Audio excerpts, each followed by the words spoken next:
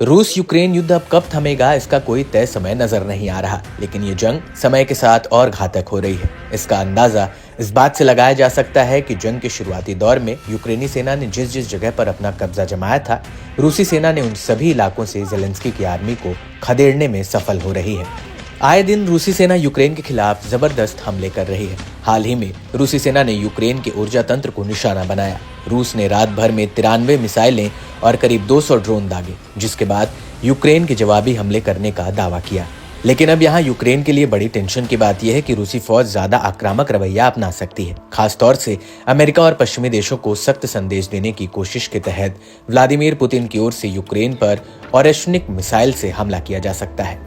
जी हाँ, इस बात का दावा यूएन में रूस के पूर्व उप स्थायी प्रतिनिधि कॉन्स्टेंटीन डोलगोव ने किया है। डोलगोव ने माना है कि रूस को लगता है कि यूक्रेन पर दागी गई पहली मिसाइल अमेरिका को सबक सिखाने के लिए काफी नहीं है।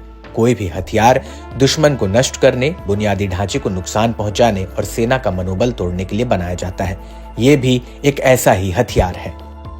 इससे पहले अमेरिकी रक्षा विभाग ने भी कहा था कि रूस जल्द ही एक और ओरेश्निक मिसाइल का इस्तेमाल कर सकता है। ये मिसाइल रूस का खतरनाक हथियार है, जिसे हेजल नाम से भी जाना जाता है। इसके साथ ही डोलगोव ने पेंटागन के उस दावे को भी खारिज कर दिया जिसमें कहा गया कि ओरेश्निक मिसाइल सिर्फ यूक्रेन को डराने के लिए है। इस जंग में यूक्रेन भी पश्चिम से मिली हुई लंबी दूरी की मिसाइलों से रूसी शहरों के भीतर हमले कर रहा है।